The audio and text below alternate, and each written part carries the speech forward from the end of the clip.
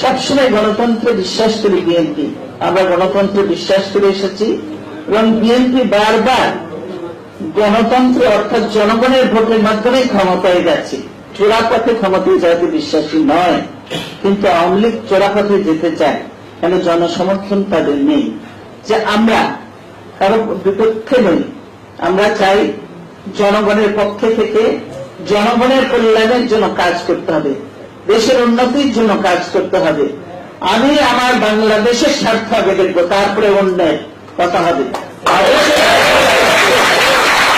অবশ্যই সকলের সঙ্গে আমাদের সম্পর্ক থাকবে, বন্ধুত্বপূর্ণ সম্পর্ক থাকবে, কিন্তু আমার স্বার্থের বাইরে যে আমি কাউকে কিছু অধিক দিয়ে দিব আর বাংলাদেশ থেকে ব্যবসা করতে পারে না। যেমন এখন তিস্তার পানি নিয়ে কথা হচ্ছে, আমরা চাই তিস্তার পানির আমার রাজ্য ইসলামকে দিতে হবে, তাছাড়া অন্য কোনো কিছু হবে না, আমরা মানব না। আমাদের বর্ডারে যেভাবে মানুষকে খুন করা হচ্ছে, বাংলাদেশের মানুষকে প্রতিনিয়ত হত্যা করা হচ্ছে, এর প্রতিবাদ করতে হবে। আমাদের প্রতিবেশী দেশ, বন্ধু দেশ, কিন্তু তাই বলে কি তারা চাইছে তাই করবে? সেটা আমরা মানতে পারি না, মানতে দেব না।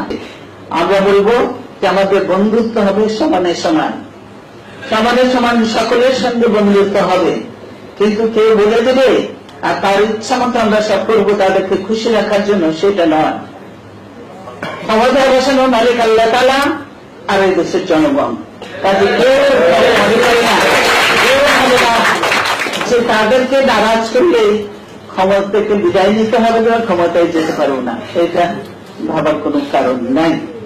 যে কাউকে খুশি করে হয়তো সাময়িকভাবে কিছু করেছে সেটি হতে পারে, কিন্তু আসল মালিক হলো আল্লাহ তাআলা এবং জনগণ।